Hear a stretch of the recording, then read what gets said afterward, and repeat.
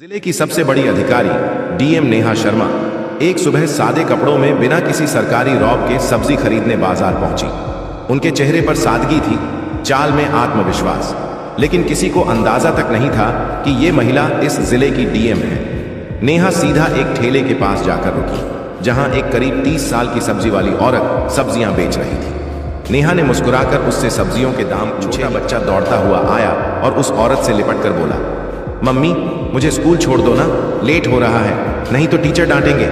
सब्जी वाली बोली, बेटा थोड़ी देर रुक जा, मैं पहले इनको सब्जी दे दूं, फिर तुझे छोड़ने चलेंगे। बच्चा जिद करता रहा, नहीं मम्मी अभी चलो ना प्लीज, बहुत देर हो गई है। यह सब देखकर डीएम नेहा शर्मा का दिल पसीज गया। वो मुस्कुराकर बोली, आप बच्चे को स्कूल छोड़ आइए, मैं आपकी दुकान संभालती हूँ। सब्जी वाली थोड़ी हिचकिचाई, पर नेहा के भरोसे भरे लहजे ने उसे हिम्मत दी।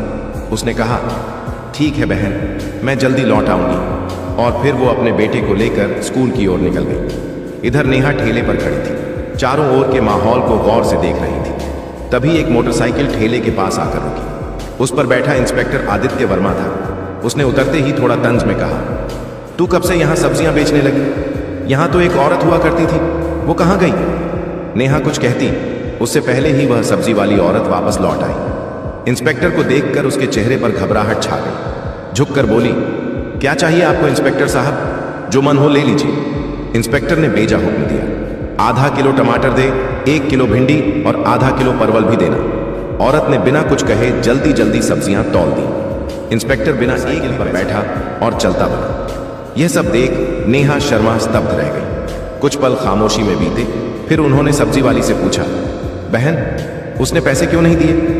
आपने उससे कुछ कहा क्यों नहीं? औरत की आंखों में मजबूरी साफ दिख रही थी। धीमे स्वर में बोली, बहन क्या कहूं, ये इंस्पेक्टर रोज ऐसे ही सब्जियां ले जाता है। जब कुछ बोलती हूं तो धमकाता है, कहता है मुझसे पैसे लेगी, अभी तेरे ठेले को उठवा दूंगा।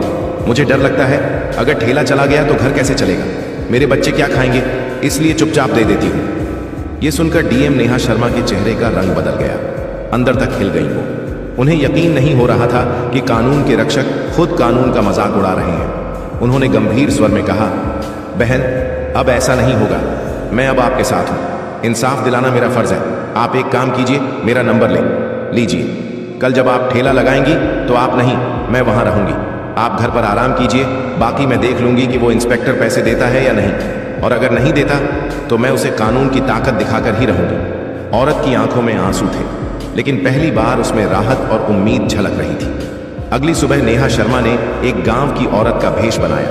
ना कोई मेकअप, ना कोई पहचान, साधारण साड़ी पहने, सिर पर पल्लू रखे वो ठेले पर आ खड़ी हुई। ठेले पर ढेर सारी सब्जियां सजाई गई, सब कुछ तैयार था। कुछ ही देर में वही इंस्पेक्टर आदित्य वर्मा अपनी मोटरसाइकिल पर वहां पहुंचा। इंस्पेक्टर आदित्य वर्मा ने अपनी मोटरसाइकिल ठेले के पास लगाई और घूरते हुए बोला, क्या बात है, आज फिर तुम यहाँ? वैसे तुम उसकी क्या लगती हो? कल भी तुम यहीं थी और आज भी? नेहा शर्मा, जो अब भी गांव की एक आम महिला के रूप में खड़ी थी, धीरे से बोली, मैं उसकी बहन हूं, इसलिए आज उसकी जगह ठेला संभाल रही हूं। इंस्पेक्टर ने घिनौनी मुस्कान के साथ कहा, तो तुम तो अपनी बहन से भी ज्यादा खूबसूरत निकली, बहुत प्यारी लग रही हो आज। फिर आंखों से उसे ऊपर से नीचे तक देखता रहा और बेहूदे लहजे में बोला, वैसे छोड़ो ये सब, मुझे 1 किलो टमाटर चाहिए और साथ में थोड़ा धनिया और मिर्च भी दे देना। नेहा ने बिना कोई प्रतिक्रिया दिए सब्जियां तौली और चुपचाप उसके हाथ में दे दी। जैसे ही इंस्पेक्टर सब्जियां लेकर पलटने लगा और मोटरसाइकिल स्टार्ट की, नेहा ने सख्त आवाज में कहा, रुकिए, आपने अभी तक सब्जियों के पैसे नहीं दिए, सब्जियों के पैसे दीजिए, ऐसे नहीं चलेगा। इंस्पेक्टर झुंझलाकर बोला, कौन से पैसे? मैं तो रोज फ्री में लेता हूं, अपनी बहन से पूछ लेना, वो तो कुछ नहीं कहती, और तुम ज्यादा जुबान मत चलाओ मेरे सामने। वो फिर से जाने लगा। तभी नेहा ने तेजी से कहा, आप मेरी बहन से चाहे जैसे लेते हो, लेकिन मुझसे नहीं। सब्जियों के पैसे देने होंगे, हमें भी पैसे खर्च करके ही ये सब्जी लानी पड़ती है, और अगर हम एक दिन सब्जी न बेचें तो हमारे घर का चूल्हा नहीं जलता। आप जैसे लोग फ्री में सब्जी ले जाकर हमारे पेट पर लात मारते हैं। इतना सुनना था कि इंस्पेक्टर का घमंड भड़क उठा। उसने गुस्से में आकर एक जोरदार थप्पड़ नेहा के गाल पर जड़ दिया। नेहा लड़खड़ाई, लेकिन खुद को संभाल लिया। आंखों में आंसू थे, लेकिन आत्मसम्मान अब और चुप रहने को तैयार नहीं था।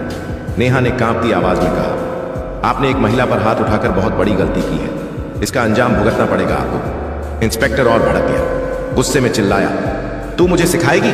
तेरी इतनी औकात? अभी बताता हूं। फिर उसने नेहा के बाल खींच लिए।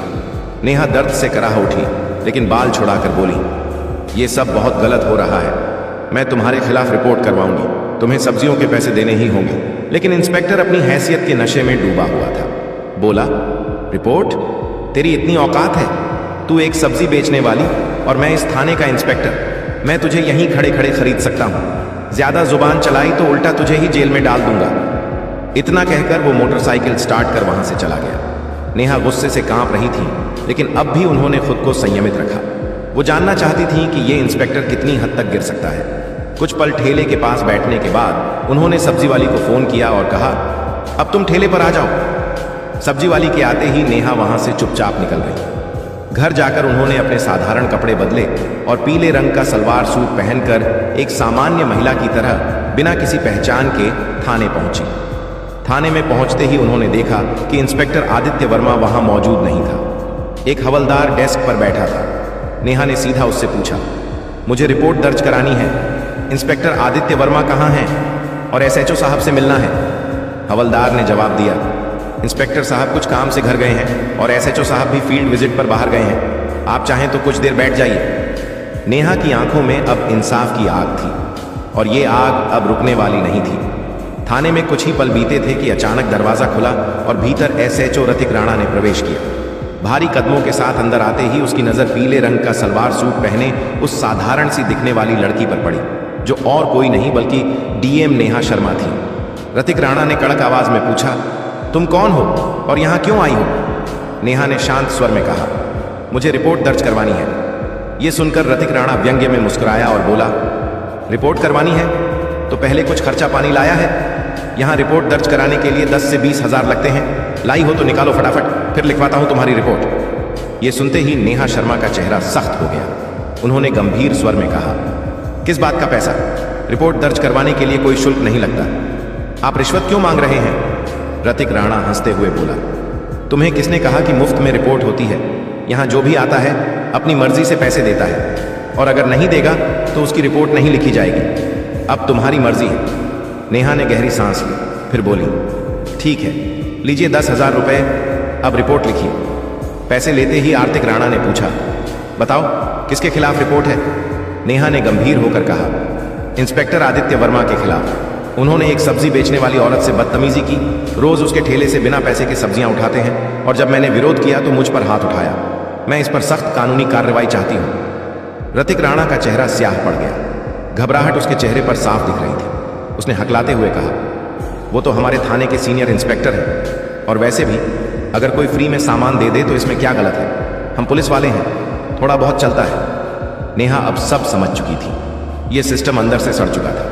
ये केवल वर्दी नहीं, गरीबों की मजबूरी का सौदा कर रहे थे। उन्होंने कुछ नहीं कहा, बस चुपचाप थाने से निकल गई। लेकिन उनकी आंखों में अब एक आग जल चुकी थी। अगले दिन सुबह डीएम नेहा शर्मा वर्दी पहनकर गाड़ी से सीधे उसी थाने में पहुंची। साथ में उनके सरकारी गार्ड्स भी थे। थाने के गेट पर वर्दी में उन्हें देखकर गंभीर स्वर में कहा, वर्दी नहीं दिख रही? मैं हूं इस जिले की डीएम नेहा शर्मा और मैं अब सब जान चुकी हूं कि इस थाने में किस तरह गरीबों को धमकाया जाता है, उनसे पैसे ऐंठे जाते हैं और कानून के नाम पर अत्याचार किया जाता है। दोनों के पांव तले जमीन खिसक गई। घबराहट में उनकी आवाज कांपने लगी। मैडम, ये क्या कह रही हैं आप? अगर आप वाकई डीएम हैं तो हमें कोई आईडी दिखाइए। नेहा ने बिना एक शब्द कहे अपने बैग से सरकारी पहचान पत्र निकाला और आर्थिक राणा के सामने रख दिया। आईडी देखकर रतिक राणा के हाथ कांपने लगे। उसके चेहरे से सारा रंग उड़ गया। तुरंत हाथ जोड़ते हुए नीचे झुक गया। माफ कर दीजिए मैडम, मुझे नहीं पता था कि आप डीएम मैडम हैं। मुझसे बहुत बड़ी गलती हो गई। पीछे खड़ा इंस्पेक्टर आदित्य वर्मा भी अब तक घबराया हुआ था। वह भी हाथ जोड़कर बोला, मैडम जी माफ कर दीजिए, जो हुआ गलती में हुआ, आगे से कभी नहीं होगा। दोनों अधिकारी अब शर्मिंदगी में सिर झुकाए खड़े थे। लेकिन डीएम नेहा शर्मा की आवाज में अब कोई नरमी नहीं थी। उन्होंने कठोर स्वर में कहा, आज से तुम दोनों सस्पेंड हो। वर्दी पहनकर तुमने क्या किया है उसका हिसाब अब कानून करेगा। इस जिले में अब गरीबों का अपमान नहीं होगा, ना ही वर्दी की आड़ में लूटपाट। फिर उन्होंने पीछे खड़े स्टाफ को निर्देश दिया, इन दोनों को तत्काल प्रभाव से निलंबित किया जाए और इनके खिलाफ विभागीय जांच शुरू हो। पूरा थाना अब खामोश था। डीएम नेहा शर्मा ने एक बार फिर साबित कर दिया था कि वर्दी सिर्फ ताकत नहीं, जिम्मेदारी का प्रतीक होती है। डीएम नेहा शर्मा ने इतना कहकर वो आगे बढ़ने लगी, लेकिन तभी इंस्पेक्टर आदित्य वर्मा और एसएचओ रतिक राणा दोनों उनके पैरों में गिर गए। आंखों में पश्चाताप और चेहरे पर शर्म साफ झलक रही थी। मैडम, आप बिल्कुल सही कह रही हैं, हम वाकई माफी के लायक नहीं, रतिक राणा बोले। लेकिन एक आखिरी मौका दीजिए, हम सच में बदल जाएंगे। आज के बाद किसी गरीब को नहीं सताएंगे, किसी से फालतू पैसे नहीं लेंगे और हर फरियादी की इज्जत करेंगे। आदित्य वर्मा ने भी सिर झुकाकर कहा, हमें माफ कर दीजिए मैडम, वादा करते हैं कि दोबारा ऐसी गलती नहीं होगी, और अगर हो भी गई तो आप हमें सस्पेंड नहीं, सीधे जेल भेज देना।